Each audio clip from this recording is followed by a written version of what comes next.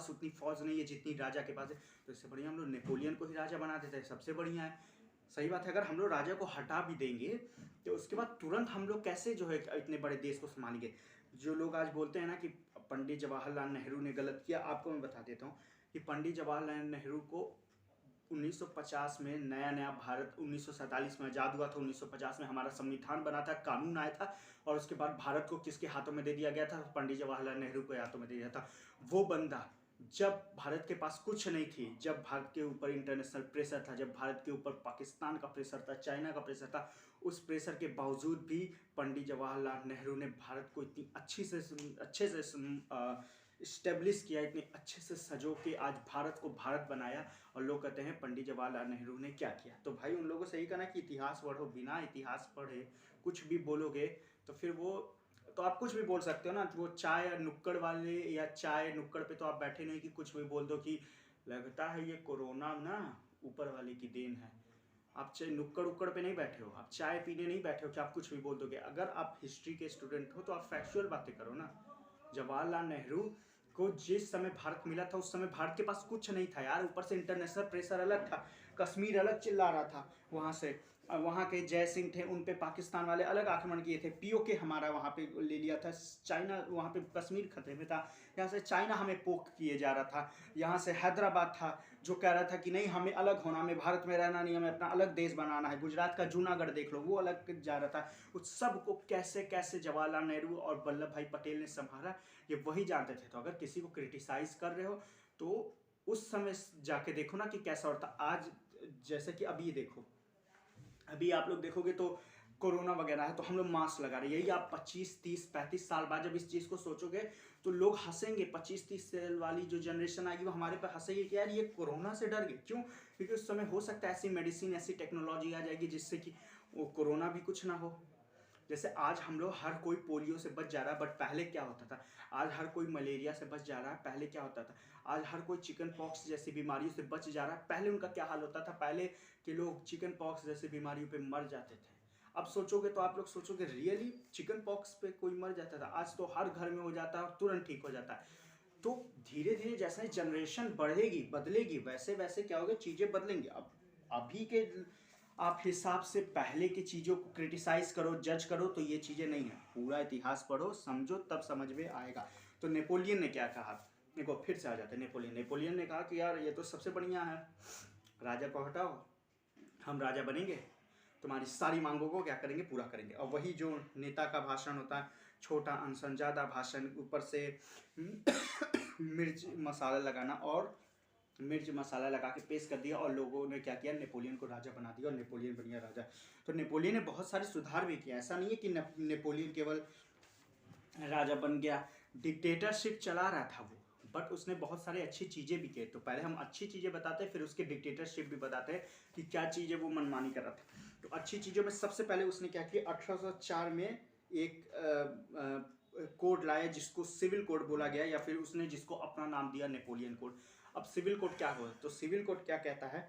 Civil code कहता है कि सबके लिए कानून सेम होंगे। सबके लिए क्या होंगे, कानून सेम होंगे, चाहे वो हिंदू हो, मुस्लिम हो, सिख हो, ईसाई हो, जैन हो, बौद्ध हो, गरीब हो, अमीर हो, काला हो, गोरा हो, छोटा हो, बड़ा हो, मोटा हो, नाटा हो, पतला हो, सबके लिए कानून बराबर होंगे। ये कौन कहता है? सिविल कोड बुक कहता है। जैसे कि आज भारत में देख लो तो भारत में भी यूनिफॉर्म सिविल कोड का प्रचलन है। बोला जा रहा है कि भारत में भी पूरी तरह यूनिफॉर्म सिविल कोड कर देना चाहिए। अभी तक भारत का स्टेट है गोवा, वहाँ पे केवल क्या किया गया, यूनिफॉर्म सिविल कोड को जो है लागू किया गया, बाकी अभी पूरे भारत में नहीं हुआ। तो यूनिफॉर्म सिविल कोड भी वही कहता है कि जो कानून है वो सब सेम होने चाहिए। अब देखो भारत के हिसाब से यूनिफॉर्म सिविल कोड समझोगे तो इस पर मैं एक अलग वीडियो बना दूंगा कि जो क्या था भारत के हिसाब से यूनिफॉर्म सिविल कोड। जब 1939 में एक लॉर्ड कॉर्नवालिस आया था तो उसने हिंदू और मुस्लिम का अलग अलग कानून बनाया था।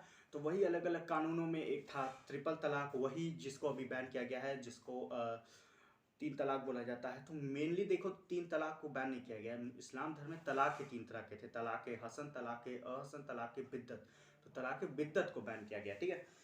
तो ये सब चीज़ें क्या हैं, ये अभी एक सेपरेट वीडियो बनाएंगे, तो आपको भारत का यूनिफॉर्म सिविल कोड पूरी तरह समझाते हैं। कि अभी हम समझाते हैं civil code, Napoleon civil code लाया, उसमें कहा गया कि सबको क्या मिलेगी, बराबरी मिलेगी। सबको नेपोलियन ने बराबर अधिकार दिया, कानूनी का बराबर अधिकार दिया कि सब लोग कानून के समान है, ठीक है। साथ ही साथ नेपोलियन कोड के तहत उसने सारी जमीन वापस की, जो जमीन राजाओं द्वारा जो है ली गई थी गरीबों की, वो जमीनों को वापस किया। साथ ही साथ उसने सामंती व्यवस्था को भी बंद किया। अब सामंती व्यवस्था क्या था, तो सामंती व्यवस्था जैसे कि अब हम लोग किसी के यहाँ वर्क करते हैं, ठीक है। मान लो हम लोग कहीं पढ़ा रहे हैं या किसी के यहाँ कोई वर्क कर रहे हैं, तो बदले में हमें मंथ के एंड में क्या मिलती है, सैलरी मिलती है। सैलरी मतलब पैसे मिलते हैं। सामंती व्यवस्था में क्या था कि आपको पैसे नहीं मिलेंगे, आपको जितना आप वर्क किए हो उतना, जितना पैसा बन रहा है आपका, उतने पैसे की आपको कोई जमीन दे दी जाएगी। तो सामंती व्यवस्था यही था कि वहाँ पे सैलरी की जगह आपको जमीन दी जाती थी। तो सामंती व्यवस्था को भी पूरी तरह बंद कर दिया गया। क्योंकि सामंती व्यवस्था को बंद करने का ये भी तरीका था ना, कि ये कारण भी था कि अगर जैसे कोई राजा है, राजा के नीचे वाला जो पद है, सामंती व्यवस्था से वो जमीन पे जमीन ले रहा है, जमीन पे जमीन ले रहा है, और राजा जमीन पे जमीन दे रहा है। तो देखोगे तो जमीन किसके पास से घट रही है, राजा के पास से जमीन घट रही है, बढ़ के इसके पास रही है। तो जो राजा के नीचे जो लोग काम कर रहे हैं उसके पास जमीन बढ़ी। फिर एक टाइम ऐसा आएगा, टाइम आते आते एक टाइम आएगा कि जो नीचे वाले हैं इनके पास जमीन ज़्यादा हो जाएगी। अब इनके पास जमीन ज़्यादा हो जाएगी तो जाहिर सी बात है राजा को मार के खुद ऊपर आ जाएंगे और अपने घर चल जाएंगे, नीचे चले जाएंगे। तो यही थी सामंती व्यवस्था की, यहाँ पे आपको सैलरी की जगह जमीन दी जाती थी। तो नेपोलियन आया, इसको बंद कर दिया गया। नेपोलियन समझदार था, उसको लगा कि भाई अगर हम सबको ज़मीन देते रहेंगे तो सही बात है, मेरे पास 10 कमरा है, कोई मेरे मेरे पास आया, 1 महीने वर्क किया, हम उसको 1 कमरा दे दिए तो मेरे पास 9 बचा। फिर कोई आया, हम वो वर्क किया, फिर 1 कमरा दिया, से देते देते देते एक टाइम आएगा कि उसके पास 10 कमरे हो जाएंगे, मेरे पास एक भी कमरा नहीं होगा। फिर वो खुद ही मुझे मार देगा, लात मार के भगा देगा कि हटो, मैं क्या करूँगा, शासन करूँगा, अब तुम मेरे यहाँ वर्क करो। तो नेपोलियन समझ गया, नेपोलियन ने दिमाग लगाया, समझ गया कि भाई ये जो सामंती व्यवस्था है बहुत खतरनाक है, इसको क्या किया जाए, इसको पूरी तरह हटा दिया जाए और सामंती व्यवस्था को खत्म कर दिया जाए। तो नेपोलियन ने देखे अच्छे काम किए हैं। अब तो सब सोचेंगे कि तो इसमें डिक्टेटरशिप कहाँ आई, जब नेपोलियन सबको कानूनी अधिकार दे रहा था, जब नेपोलियन सबको इकोनॉमिकली जो है सेम चीज़ें दे रहा था, जब नेपोलियन सबको इक्वल राइट्स दे रहा था, जब नेपोलियन क्या किया था अपना, ये नेपोलियन सिविल कोड लाया, नेपोलियन ने सबकी भूमि जो राजाओं द्वारा कब्जा की गई थी वो दे दिया गया, सामंती व्यवस्था बंद कर दिया। तो नेपोलियन तो अच्छा काम कर रहा था ना। तो कहाँ क्यों बोला जा रहा है इस किताबों में कि नेपोलियन ने डिक्टेटरशिप किया, तो इसका है आगे, अभी देखिए आगे नेपोलियन ने अभी तो अच्छे कार्य जुड़वा दिए कि नेपोलियन ने ये काम किया, अब उसकी डिक्टेटरशिप जुड़वाते कि नेपोलियन ने क्या क्या गलत काम किया। तो पहले आप लोग बताइए, समझ में आ रहा है ना सबको। राजेश वर्मा सर, नेपोलियन जिंदाबाद। अरे नेपोलियन जिंदाबाद नहीं, अभी बहुत गलत काम भी किया था, क्या किया था बताएंगे। सर नेहरू जिंदाबाद, देखिए आप लोग जिंदाबाद जिंदाबाद रहने दीजिए। सबको समझ में आ रहा है ना, समझ में आ रहा है तो कमेंट करिए, सब फालतू फालतू कमेंट मत करिए। नेहरू जिंदाबाद, नेपोलियन जिंदाबाद, ये सब मत करिए। सर राजेश वर्मा लिख रहे हैं, सर वल्लभ भाई पटेल का तो योगदान ज़्यादा था। देखिए आप इसमें किसी का योगदान ज़्यादा या कम नहीं बोल सकते यार, वल्लभ भाई पटेल अपनी जगह सही थे, ये अपनी जगह सही थे, पंडित जवाहरलाल नेहरू। तो आप किसी का कंपेयर क्यों कर रहे हो, किसी का कंपेयर क्यों कर रहे हो बताओ। पंडित जवाहरलाल, क्या पूरा वल्लभ भाई पटेल ने किया था, पंडित जवाहरलाल नेहरू ने कुछ नहीं किया था, वो हाथ पे हाथ धरे बैठे थे। भाई साहब वल्लभ भाई पटेल ने बहुत कुछ किया, तो पंडित जवाहरलाल नेहरू ने भी किया। तो आप किसी को कंपेयर मत करो, किसी को कंपेयर नहीं करना चाहिए, किसी को भी कंपेयर नहीं चाहिए। सर राजनीति जो है कर गए, वरना वल्लभ भाई पटेल देश के प्रधान, देखो ये राजनीति कर गए वरना वल्लभ भाई पटेल देश के, वल्लभ भाई पटेल देश के प्रधानमंत्री होते हैं यार। 1947 में देश आज़ाद हुआ था, 1948 में वल्लभ भाई पटेल की मृत्यु हो गई थी, कैसे वो देश के जो है प्रधानमंत्री बन जाते हैं यार। प्रधानमंत्री 1951 से शुरू हुआ ना, वो यही है, इतिहास पढ़े नहीं और कुछ भी बोल रहे हो। ये इस समय क्लास 10 का पढ़ा रहे हैं आप लोग को, नेशनलिज्म इन यूरोप, इस पे कमेंट करिए सब लोग क्या क्या है। ठीक है, सबको समझ में आ रहा है ना, तो आगे चलें। तो देखिए हाँ ठीक है, वेरी गुड, सबको समझ में आ रहा है। तो देखो नेपोलियन के तो अभी हम अच्छे कार्य आपको सब जुड़वा दिए, अब उनके बुरे कार्य क्या थे। तो नेपोलियन का पहला बुरा कार्य था कि ये टैक्स को इंक्रीज कर दिया। भाई साहब देखो, पहले तो ये क्या किया, सबके जमीनों को दिया, सबको ज़मीन को दिया तो सब बहुत खुश हो गए कि भाई अब हमारा ज़मीन मिल गया, अब हम इस पे खूब खेती करेंगे और क्या करेंगे, चीज़ों को प्रोड्यूस करेंगे, उसको एक्सपोर्ट करेंगे और क्या करेंगे, इनकम बनाएंगे। लेकिन भाई साहब नेपोलियन ने टैक्स ही बढ़ा दिया। अब तुम निकालो, अनाज उगाओ, लेकिन तुम कहीं बेच नहीं सकते, बिकॉज अगर तुम बेचोगे तो तुम्हें टैक्स भारी पड़ेगा। तो पहला काम ये किया। साथ साथ उसने दूसरा ये क्या किया कि औरतों को कोई अधिकार नहीं दिया था। नेपोलियन साफ साफ औरतों के विरुद्ध था। उसने औरतों को कोई भी अधिकार नहीं दिया। उसने कहा कि जो औरतें हैं वो अधिकार नहीं ले सकते, बिकॉज उस समय क्या था ना, नेपोलियन के हिसाब से था कि औरतें थी वो घर में रहती थी, तो उनको उतना सोसाइटी की समझ नहीं थी। तो अगर हम उनको अधिकार दे दे, राइट टू वोट का अधिकार दे भी दे, तो वो किसको वोट देंगी? अगर हम उनको कोई अधिकार दे दें तो किसको वोट देंगे? जब वो सोसाइटी के बाहर निकली नहीं है तो उनको क्या पता कि कौन पार्टीज लड़ रही है, किसके क्या एजेंडा है, किसके क्या मोटिव है। अब पता ही नहीं है तो कहाँ वोट जाएंगे वोट देने? वो तो वहीं वोट देंगे जहाँ पे उनके घर वाले बोलेंगे। तो इसीलिए कहा क्या कि जब औरतों को बाहर एज अ कठपुतली ही चलना है तो इससे बढ़िया क्या किया जाए, औरतों का अधिकार ही ना दिया जाए। साथ ही साथ इसने क्या किया, तीसरा सबसे भयंकर जो काम किया, वो अपनी सेना को बढ़ाने के लिए, अपनी सेना को बढ़ाने के लिए, ब्रॉड करने के लिए जबरी भर्ती चालू कर दिया।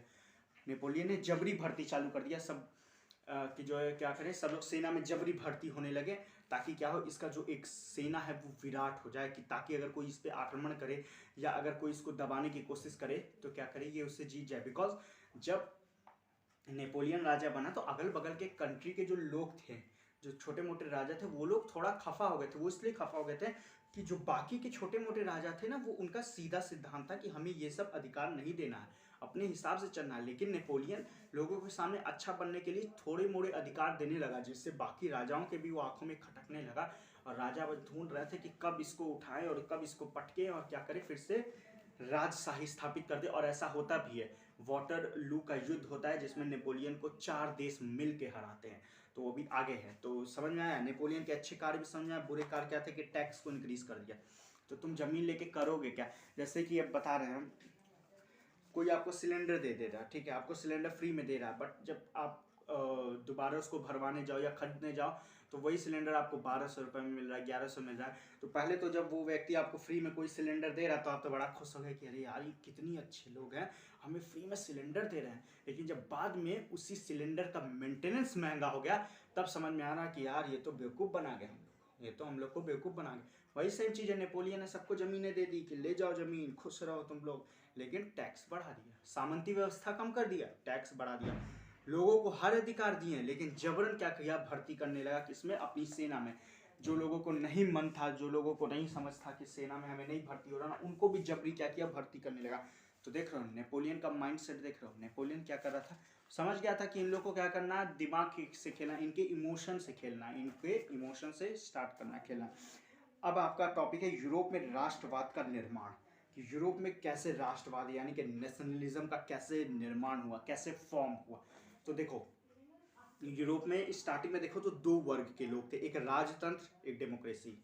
मतलब एक वो लोग थे जो राजतंत्र पे बिलीव करते थे। अब तक हम ये जो नेपोलियन वगैरह सब बताइए फ्रांस का बता रहे थे। अब आता है यूरोप में ये चीज़ें कैसे हुई। तो यूरोप में 2 माइंड सेट के लोग थे, एक जो राजतंत्र पे बिलीव करते थे, एक जो डेमोक्रेसी पे बिलीव करते थे। राजतंत्र पे कौन बिलीव करता था? राजशाही परिवार के लोग, जो कि जिनके पिता, जिनके दादा, जिनके चाचा, जिनके मामा क्या हैं, राजा हैं, तो वो लोग क्या करते थे, राजतंत्र में बिलीव करते थे। लेकिन वही जो गरीब लोग हैं वो डेमोक्रेसी में बिलीव करते थे। उनका कहना था कि भाई डेमोक्रेसी आनी ही चाहिए, क्योंकि ये लोग हमारा उत्पीड़न कर रहे हैं, ठीक है।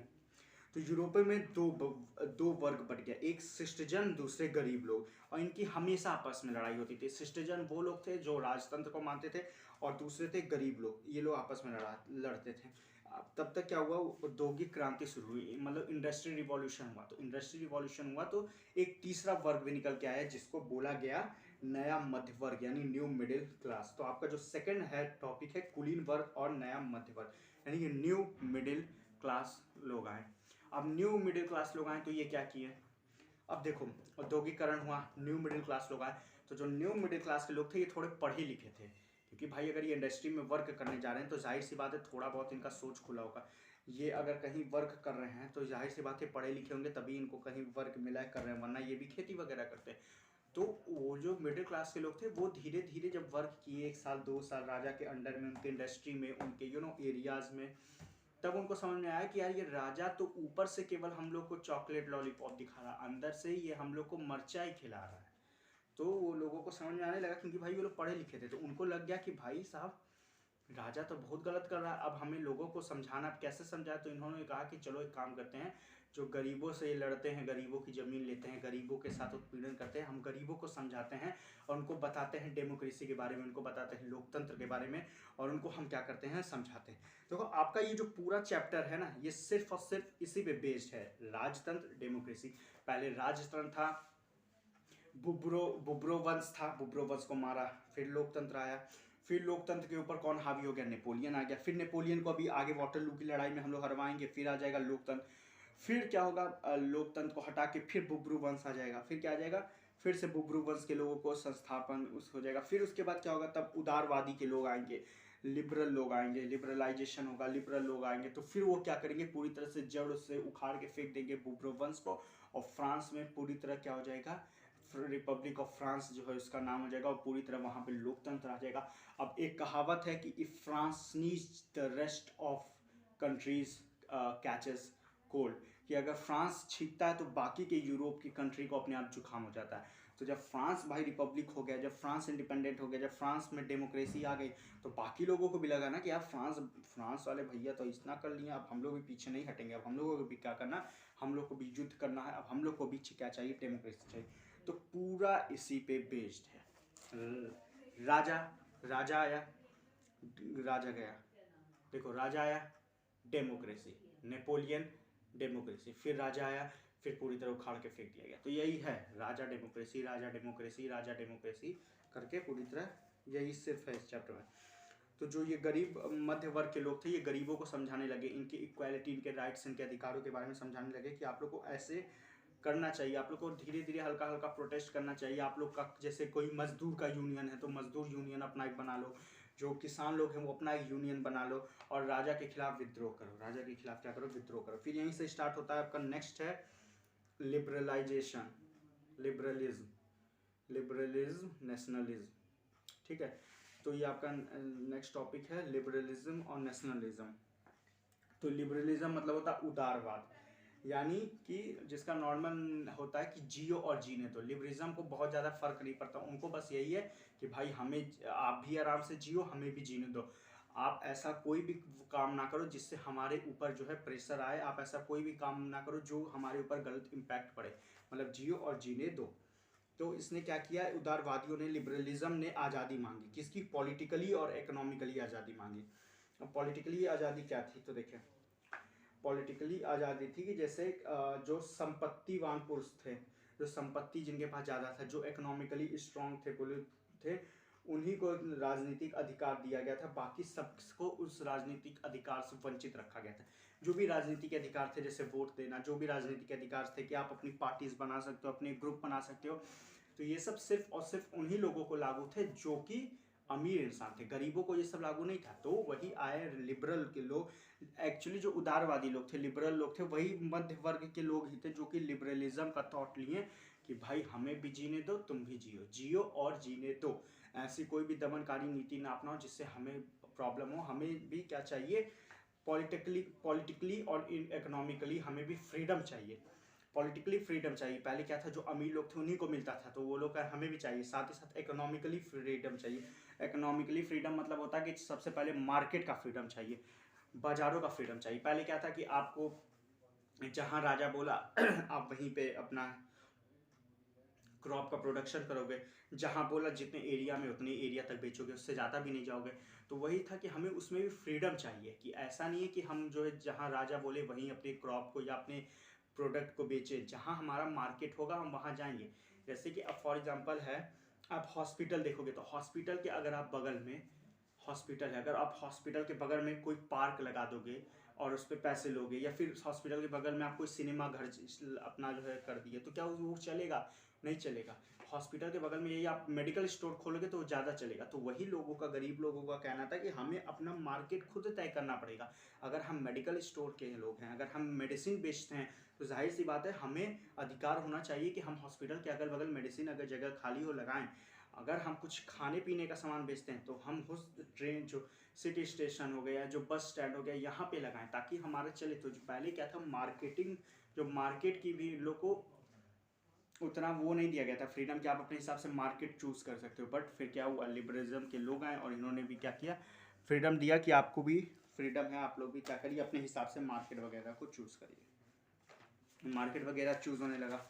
फिर क्या हुआ, 1815 के बाद एक नया रूढ़िवादी आया, मतलब कंजर्वेटिव सोच के आया। तो कंजर्वेटिव सोच के वही लोग थे। एक तरफ तो ये नेपोलियन राजा बन गया था, बाकी छोटे मोटे देश के जो कंट्री के राजा थे वो लोग क्या थे, रूढ़िवादी सोच के थे। रूढ़िवादी यानी कंजर्वेटिव सोच के, कंजर्वेटिव इन द सेंस होता है जो पुरानी सोच, पुरानी ख्यालात के होते हैं। तो रूढ़िवादी सोच थे, कंजर्वेटिव सोच के लोग थे। अब क्या हुआ, तो वो लोगों को लगा कि यार नेपोलियन कुछ ज़्यादा ही कर रहा है, मतलब लोगों को दिखाने के लिए कुछ ज़्यादा ही कर रहा है। तो उन्होंने क्या किया, एक युद्ध छेड़ दिया। 1815 में वाटरलू का एक युद्ध हुआ, नेपोलियन हार गया। इसमें वाटरलू में 4 कंट्री लड़ी थी, प्रूसिया, रशिया, ऑस्ट्रेलिया और ब्रिटेन।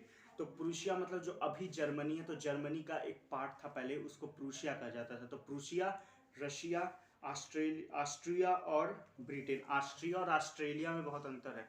तो ऑस्ट्रिया यूरोप की कंट्री और ऑस्ट्रेलिया क्या है, तो ऑस्ट्रेलिया एक कॉन्टिनेंट आता है। ऑस्ट्रेलिया एक कंट्री है बट उसको कॉन्टिनेंट भी जोड़ा जाता है, ठीक है।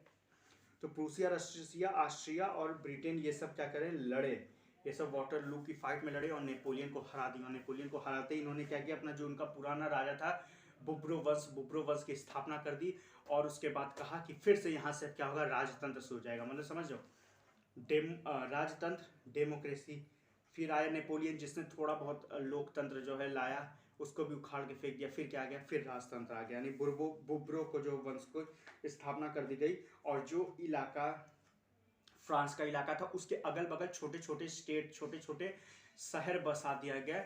वो इसलिए बसा दिया गया कि फिर से अगर फ्रांस में कभी ऐसा प्रोटेस्ट हो तो हम लोग उसको रोक सके। बिकॉज देखो, कोई भी प्रोटेस्ट स्टार्ट होगा तो वो आपके कंट्री के बीच से नहीं स्टार्ट होगा।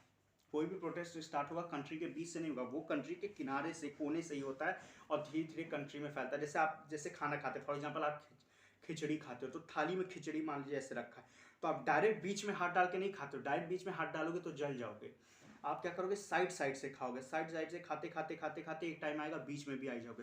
तो वही चीज़, जब भी प्रोटेस्ट स्टार्ट होता है तो हमेशा कोने से स्टार्ट होता है कंट्री के, कि कोने से जो लोग हैं, जो क्योंकि जो बीच में लोग हैं ना, बीच के लोगों में क्या है, वहाँ पे वो अपनी राजधानी बसाया है, राजा बीच में ही राजा रह रहा है, तो वहाँ के अगल बगल के लोगों को तो वो अच्छी फैसिलिटी दे ही रहा है, तो वहाँ के लोग तो खुश ही रहेंगे ना। खुश कौन नहीं रहता, जो दूर पड़ जाते हैं। अगर दूर वालों को आप ध्यान देंगे तब तो सब खुश रहेंगे, लेकिन दूर वालों को ध्यान नहीं दिया जाता। जैसे भारत में देखो, तो भारत का जो पूर्वी साइड है, जो 7 सिस्टर्स है, वहाँ के लोग अगर आप देखो तो वो भारत के ही सिटीजन से खफा रहते हैं। बिकॉज उनको आप देखोगे तो भारत में कंसिडर्ड ही नहीं किया जाता, वो उनका अलग अपना राज्य 7 सिस्टर्स का हो गया, जबकि ऐसा नहीं करना चाहिए। अगर आप भारत को मानते हो तो आपको हर जगह इक्वल चीज़ें फैलाना चाहिए, लेकिन अभी भी नहीं है। अभी आप देखो तो अरुणाचल प्रदेश में चले जाओ, सिक्किम में देख जाओ, तो कोई भी रेलवे कनेक्टिविटी नहीं है। क्यों? क्योंकि उधर सरकार उतना ध्यान ही नहीं देती। सरकार का मेन ध्यान कहाँ रहता है, तो मेन ध्यान रहता है यूपी में, बिहार में, मध्य प्रदेश में, गुजरात में, तो मतलब जो बीच के एरिया में है। बीच, क्योंकि सरकार पता है बीच के लोगों को खुश रखो, पूरा देश किसको वोट देगा, आपको देगा। तो वही चीज़ है, उन लोग को भी लगा कि हम डायरेक्ट बीच में हमला नहीं कर सकते हैं। बीच में हमला करेंगे तो जैसे खिचड़ी खाते वक्त बीच में हाथ डालने से जल जाते हैं, उसी तरह हमला बीच में करेंगे तो हम मरा जाएंगे। तो कोने कोने से हमला करते हैं। तो इसने इस बार क्या किया था, बुब्रो वंश के लोगों ने बहुत ही दिमाग लगाया। उन्होंने अपने कोने कोने छोटे छोटे शहर बसा के अपने लोगों को, अपने पुलिस को, अपने अधिकारियों को वहाँ पे नियुक्त कर दिया कि अब कोई भी प्रोटेस्ट करे तो उसको मारो, उसको बल भर मारो। और 1815 में स्थापित रूढ़िवादी शासन व्यवस्था कर दिया गया। यहाँ तक कि वो इतना अपना मतलब कि इतना खतरनाक, इतना स्ट्रॉन्ग रूल बना दिया कि अगर कोई भी उसका आलोचना करते हुए पकड़ा गया तो तुरंत वो लोग उसको जेल में डाल देते। कोई भी प्रोटेस्ट करते हुए पकड़ा गया तो उसको जेल में डाल देते। तो लोगों को लग गया, मध्य वर्ग के लोगों को लग गया, गरीबों को लग गया कि अभी ये सही समय नहीं है इनसे लड़ने का, हम लोग थोड़ा इंतजार करते हैं, टाइम आएगा तो लड़े। क्योंकि देखो, अगर सबसे बड़ा कोई योद्धा है तो वो है टाइम। अगर आपका समय सही नहीं है तो आप कितने भी स्ट्रांग हैं, आप हार जाओगे। और अगर आपका समय चल रहा है, आपका समय आपके हिसाब से है, तो आप कितने भी कमज़ोर हो, आप जीत जाओगे। तो सबसे बड़ा अगर योद्धा या सबसे बड़ा हथियार कोई होता है तो वो होता है समय। तो लोगों को लग गया, मध्य वर्ग के लोगों को, यूरोप के जो मिडिल क्लास के लोग थे उनको लग गया कि भाई साहब इस समय हमारा समय नहीं है, अभी हमें क्या करना चाहिए, थोड़ी देर के लिए विराम करना चाहिए युद्ध को, उसके बाद हम लोग युद्ध लड़ेंगे और बहुत ही डेंजरस युद्ध लड़ेंगे। तो इतना समझ में आया? आप लोग जल्दी जल्दी कमेंट करिए।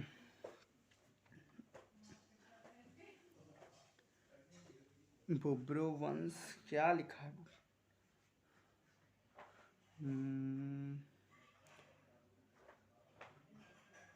सुधीर मल्होत्रा लिख रहे हैं sir uniform civil code Sikkim में भी है।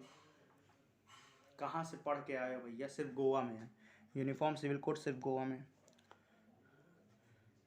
सर हम लोग पूर्वी साइड पे ध्यान नहीं देते, ये सही बात है। हम लोग अगर आप देखो तो आप ओवरऑल देखो पूरे भारत में, तो अगर आपसे कोई पूछे गुजरात कहाँ है, कोई पूछे मध्य प्रदेश कहाँ है, कोई पूछे महाराष्ट्र कहाँ है, तो आप लोग ईजिली बता लोगे।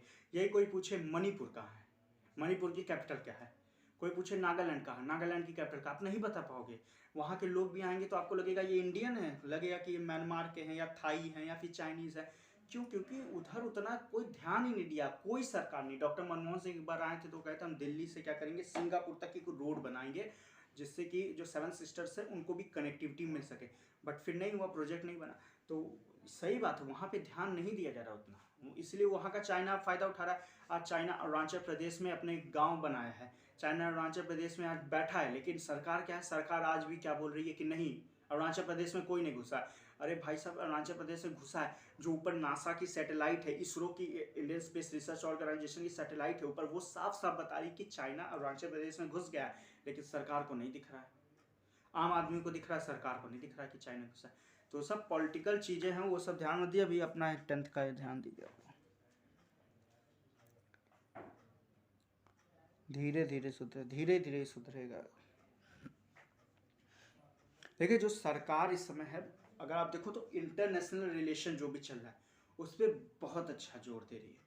मतलब कि आप देखो आज एक मतलब एक वो ओहदा बन गया भारत का कि कोई भी उससे टकराने से पहले, कोई भी लड़ने से पहले 10 बार सोचेगा। बट भारत में की कमी क्या है पता है? पहली चीज़ तो भारत में 2 चीज़ कमी। पहली कि हर 5 साल में शासन बदल रहा है, तो जो अब पीएम जैसे अभी जो भी हैं या फिर जो अब 5 साल बाद होंगे, तो उनको भी अपनी कुर्सी का खतरा रहता है, तो वो 4 साल बड़ी मेहनत करते हैं, फिर उनको भी थोड़ा सा अपने जो है आप पे काबू पाना होता है उनको भी, क्योंकि कुर्सी चाहिए यार, उनको भी पावर चाहिए, तो थोड़ा बहुत वो चीज़ों को रोक लेते। यही राजतंत्र रहता तो आज जो ये लोग हैं, जो चाइना हल्का हल्का जो हम सीओ के साइड से घुसता रहता है कश्मीर में, या जो लद्दाख वगैरह में लड़ाइयाँ चलती है, तो यही अभी यहाँ पे राजतंत्र होता तो एक बार में उखाड़ फेंक दिया जाता। डेमोक्रेसी में बहुत चीज़ ध्यान देना पड़ता है, जनता का सेंटिमेंट देखना पड़ता है, अपना पावर देखना पड़ता है। मान लीजिए लड़ी गए सबसे, 5 साल बाद पावर ही नहीं रहा, तो फिर क्या करेंगे? तो हर चीज़ देखना पड़ता है, तो एक साइड से नहीं देख सकते आप लोग। ठीक है, ठीक है, सबको समझ में आ रहा है यानी? अब नेक्स्ट टॉपिक है आपके, जिसको बोलते हैं रिवॉल्यूशनरीज, क्रांतिकारी। ठीक ठीक, सबको समझ में आ सबको। देखो 1815 के बाद क्या हुआ था, अब क्रांतिकारी लोग आ गए। अब क्या हो गया, तो वही लोग परेशान हो गए थे, लोग परेशान हो गए थे उनके दमनकारी नीति से। लोग परेशान हो गए थे कि भाई यहाँ पे तो राजा का विरोध भी नहीं कर सकते। डेमोक्रेसी में क्या है कि आप जैसे अभी नरेंद्र मोदी जी पीएम हैं, आप उनकी आलोचना कर सकते हैं ट्विटर फेसबुक पे, हर जगह। इवन आप रिपोर्टिंग करते वक्त भी देखते होंगे तो आप उनकी आलोचना करिए, बट एक लहजे में, एक कॉन्स्टिट्यूशनल लैंग्वेज में। बाकी आप उनकी कुछ भी बोल सकते हो, उनके जहाँ जहाँ वो गलत हैं गलत बोलिए, जहाँ सही सही बोलिए। तो ये डेमोक्रेसी अधिकार देता है, बट राजतंत्र में ये अधिकार नहीं था। राजतंत्र में अगर आप आलोचना करो तो तुरंत आपको मार दिया जाता है। आज भी देखो म्यांमार में, आप आज भी देख के आओ बांग्लादेश में, आप आज भी देख के आओ यहाँ पे अपने चाइना में देख के आओ, पाकिस्तान में देख के आओ। यहाँ पे क्या है? यहाँ पे डेमोक्रेसी नहीं है। पाकिस्तान में लोग कहते हैं डेमोक्रेसी है, यहाँ पे डेमोक्रेसी नहीं है। यहाँ नाम का डेमोक्रेसी है, यहाँ नाम का डेमोक्रेसी है।